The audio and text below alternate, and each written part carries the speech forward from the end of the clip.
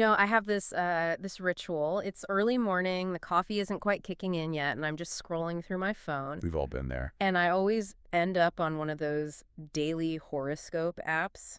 It'll say something, incredibly vague, like, focus on your finances today. Or a friend needs your ear. Exactly. I read it, maybe I chuckle a bit, and then it's completely gone from my mind by the time I walk out the door. It's like, it's spiritual fast food. It's designed to be forgotten.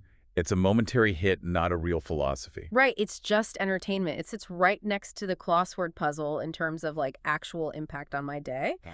But the reason we're talking about this is that we've got a stack of sources from a platform called Triple Moon Goddess that basically wants to tear that whole idea down. They're making a really aggressive claim, actually. They are. They're saying the horoscope, as we know it, isn't just fluffy fun. It's actively Ooh. misleading because it's incomplete. Incomplete is putting it mildly based on what we've been reading.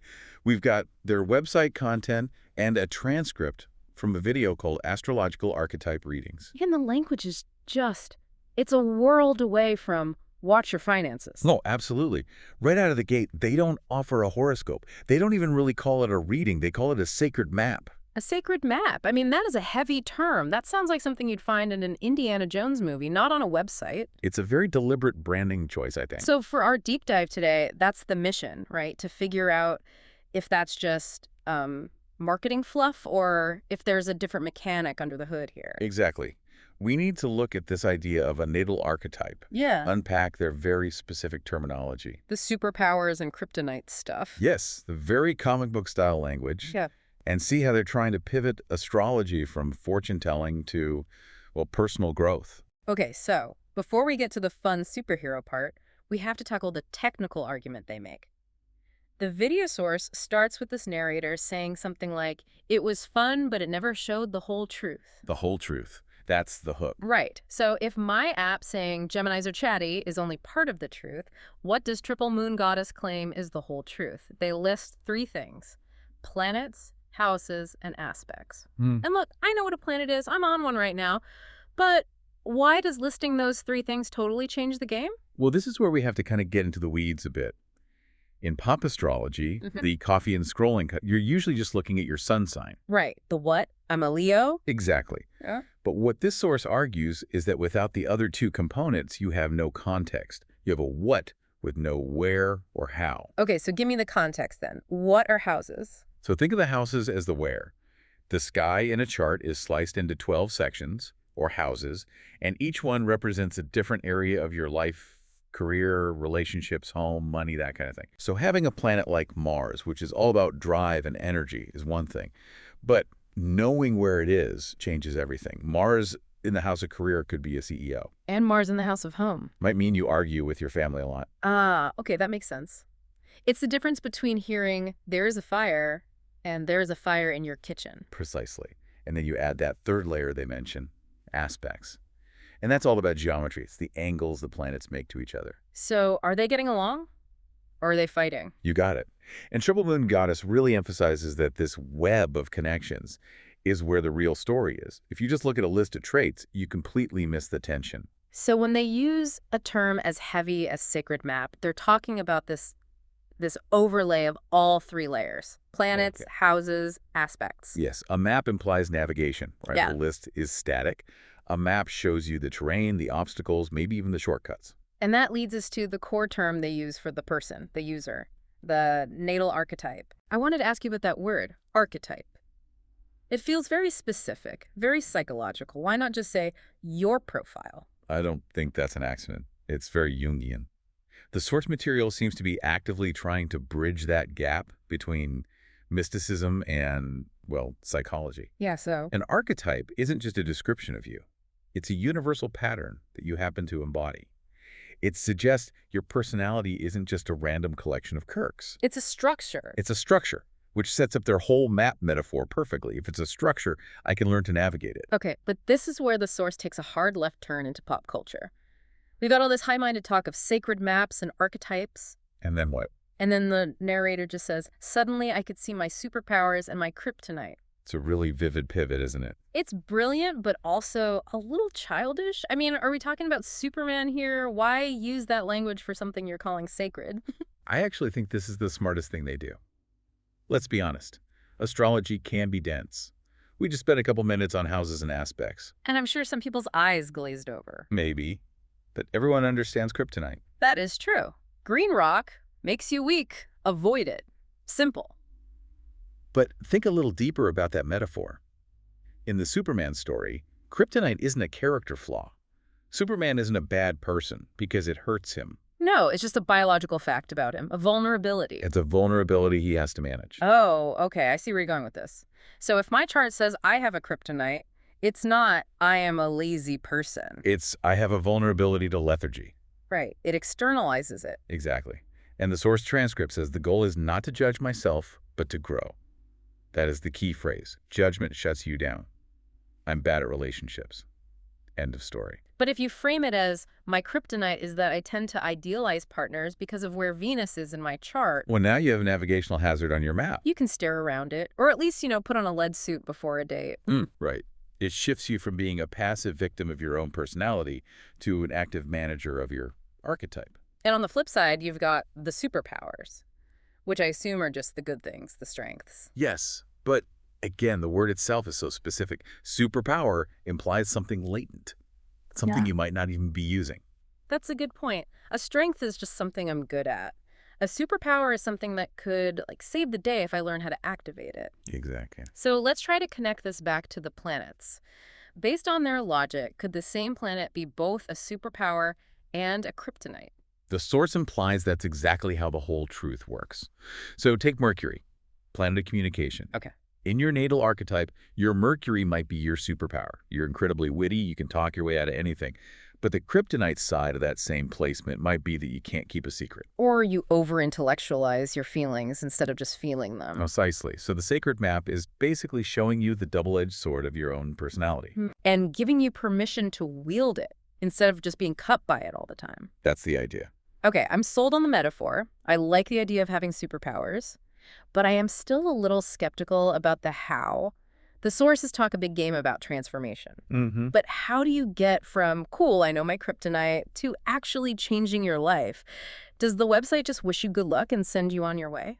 No, and this is where the deep dive moves from the philosophy to the actual tools. They outline a few specific mechanisms. They don't just give you the reading. Okay, what do they give you? They push what they call journal prompts for transformation. Journaling. Of course. It always comes back to journaling, doesn't it? It's a classic for a reason. But think about how it works here. If the reading says your kryptonite is impulsivity, that's just data. Right. A journal prompt might ask you, describe a time this week when your impulsivity kryptonite took the wheel.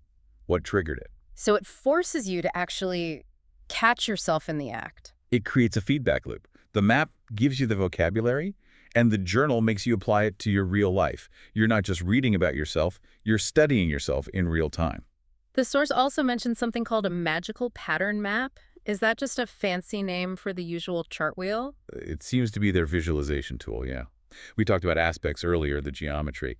The pattern map likely visualizes those connections. So instead of a list, you're really seeing the web. I like that. Visualizing it as a web makes it feel more like a system. It does. But I have to play skeptic for a second. We're talking about psychology and maps and systems, but the website also lists tarot and oracle right next to astrology. It does, yeah. And for a lot of people, that's where you cross the line from an interesting personality framework to, fortune-telling, woo-woo. That's a really valid critique. So does the source explain how those things fit into this growth mindset, or are they just throwing everything at the wall to see what sticks? Well, from the context, Triple Moon Goddess seems to be positioning them not as fortune-telling tools, but as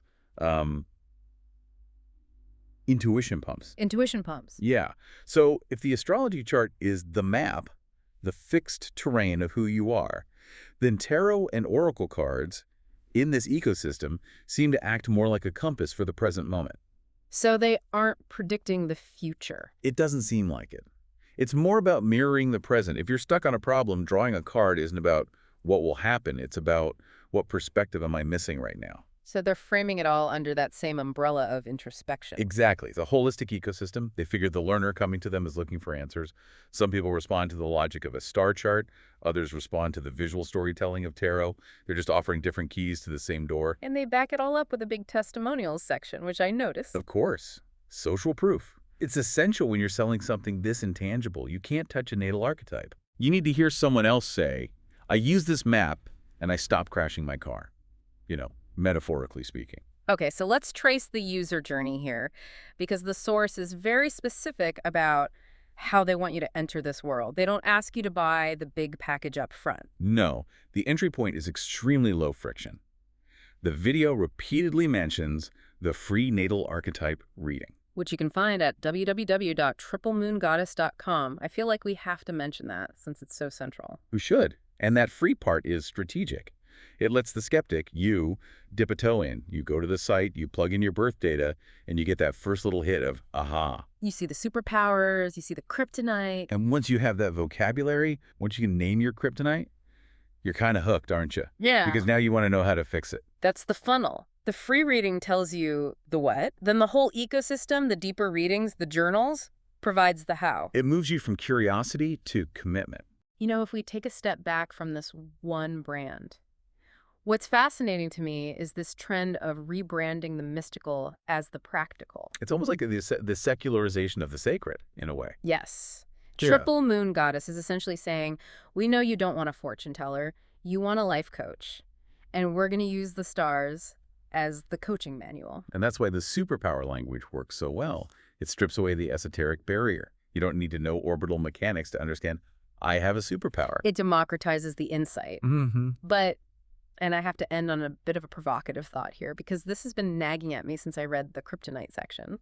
Go for it.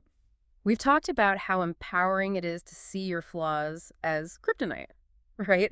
It takes away the shame. It's not, I'm bad, it's, I just have this placement. Right. But is there a danger there? If I have this sacred map that says, hey, you are naturally stubborn because of your Taurus placements, doesn't that just give me a really sophisticated excuse to stay stubborn? That is the ultimate double-edged sword of self-awareness. I can just imagine someone saying, sorry, I'm late again. It's my kryptonite. Can't change it. It's in the map. And that's what's sometimes called spiritual bypassing.